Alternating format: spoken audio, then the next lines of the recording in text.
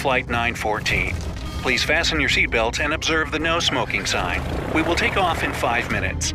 When we're at our cruising altitude, refreshments will be served to you. Our flight will take 37 years. I wish you a pleasant trip. What would you do if you went on a vacation to another city and suddenly found yourself in another country altogether? I guess more adventurous types would even enjoy such a change of plans. But most of us would be confused. Anyway, I bet even the most reckless of adventurers would at least raise an eyebrow if told they'd flown for close to half a century. On July 2, 1955, Pan American Flight 914 made its way from New York to Miami, Florida. It was a fine, sunny day, and 57 passengers on board the plane were looking forward to seeing the warm beaches and palm trees of Florida. The plane took off without trouble, but 3 hours later, when it should have already landed at the destination airport, it was nowhere to be seen. Radars of the control tower in Miami didn't show any approaching aircraft, and no distress signals were received either. When air traffic control contacted the New York tower, they got a perplexing reply.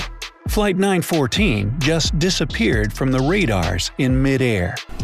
Everything indicated that the plane was lost. Apart from having vanished from the radars, air traffic control couldn't get through to the pilots with the radio. The DC-4 simply vanished into thin air, leaving no trace of itself or any of the people on board.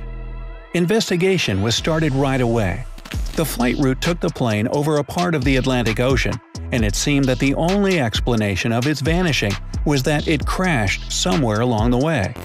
Rescue teams were deployed, the Coast Guard was scanning the waters, but still no luck. Not a single piece of the lost plane was to be found. Investigators could only shrug their shoulders in dismay.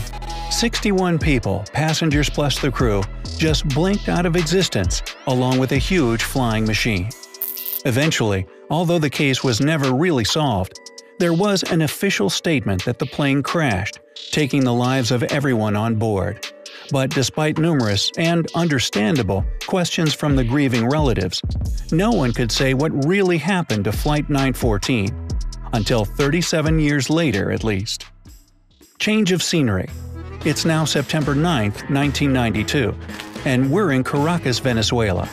It's a perfectly normal day for Juan de la Corte, air traffic controller at the Caracas airport. He turned up at work, made some coffee, and took his seat, overlooking flights. He was giving some minor comments on a flight in progress when something weird happened. Seemingly out of nowhere, a new dot appeared on the radar. It was as if an aircraft had just popped up from nothingness, or as if it had been hiding from the radar and now decided to show up. Either way, it was a strange thing to see near a civil airport, and De La Corte checked the reading several times, thinking at first that it was a mistake. It wasn't though. The readings were correct, and soon he and his colleagues were able to see it with their own eyes. In less than 10 minutes, the culprit showed up in the field of vision. At first, it looked to the air traffic control like an ordinary airplane. But as it got closer, they could see that it was, in fact, a very old DC-4 McDonnell Douglas passenger aircraft, still with propellers instead of modern turbines. Such planes were still in use, but they'd grown obsolete and mostly replaced by more contemporary ones. But that wasn't even the beginning of weird. The real confusion began when the pilot of the mysterious aircraft contacted the tower and asked in English, "Where are we?" As the one in charge at the time, Juan de la Corte replied they were closing in on the Caracas airport and asked where the flight was headed. There was a pause on the other side, and then the pilot answered, "We are Pan Am Flight 914 headed from New York to Miami, Florida, with a crew of 4 and 57 passengers on board." This took the air control completely off guard. What was a Pan Am flight doing 1,100 miles away from its point of destination? And how did it even get there? De La Corte was quick to ask a few more questions to the pilot, and what he heard next baffled him. The pilot said his flight was scheduled to land at the Miami airport at 9:55 a.m. on July 2, 1955. Now it was time for the tower to fall into silence. Before asking anything else, not to make matters worse, air control cleared the plane for landing. Della Corta didn't know what to make of the pilot's words. Perhaps he thought he went insane, but that was irrelevant since there were people on board the mystery airplane. He had to make sure they landed safely, and decided he would ask questions when they did.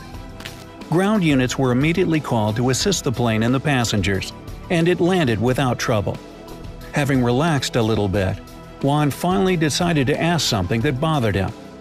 "Did you know today is May 21st, 1992? Another pause that ensued told him it was a huge mistake to say that. As the ground crew approached the airplane, the pilot's bewildered voice on the radio said, "What are you talking about?" When Della Corta heard that, he knew he would have to order security guards to go to the plane and escort the passengers and the crew. However, as they were moving towards the aircraft, the pilot did something nobody expected. Juan heard the flight captain's panicking voice saying, "No, stay away! We're leaving now!" And indeed, he started the engines again and, without waiting for takeoff clearance, taxied the plane to the runway. Juan tried to stop him over the radio, telling him he was creating a dangerous situation, but the pilot didn't respond. He simply drove to the runway, accelerated, and took off. For some time, the plane could be seen in the air. Soon, it only appeared as a dot on the radar, and then it vanished again.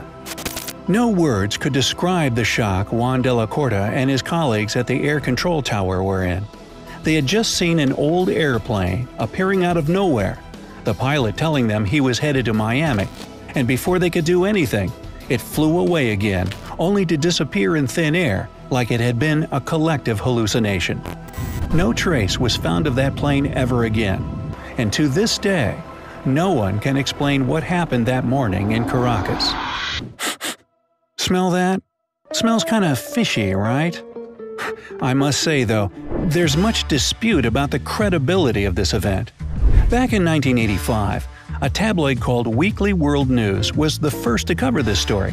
And yes, I just said 1985, 7 years before the most popular version appeared. Later, the same newspaper retold the story twice more, only with other details, and with 1992 set as the date of the time-traveling aircraft appearing in the future. The picture of Juan Della Corta, the air traffic controller in Caracas, also differed from the 1985 original, so the story was largely announced fake and it became sort of an urban legend. However, the legend still lives, and many sources retell it in their own way. Some even go as far as to say that the passengers of the plane eventually returned to their homes, and strangely, none of them looked a day older than 37 years prior, while everyone they knew grew old at a humanly pace. They say doctors examined the pilot, the crew, and the passengers, but couldn't find anything out of the ordinary. The people were healthy. Now this part doesn't look even remotely credible though, because no solid piece of evidence can be found about 61 people returning from a decades-long flight. I mean, come on, wouldn't they have run out of snacks? One thing that keeps popping up on the internet and piquing the interest of paranormal enthusiasts is a small pocket calendar that somehow was left on the Caracas airport runway when the notorious plane took off. The thing about it is that it's from 1955, and allegedly remains the only artifact of that weird encounter. There are still people who claim the calendar is real, but once again, there's no actual proof of its existence. Ah well, who knows? Maybe it's just a tall tale, an urban legend indeed. Or it could be a huge conspiracy to hide the fact that time travel is possible. I guess we'll never know. Wink wink. And what do you think? Was Flight 914 really lost in time for 37 years?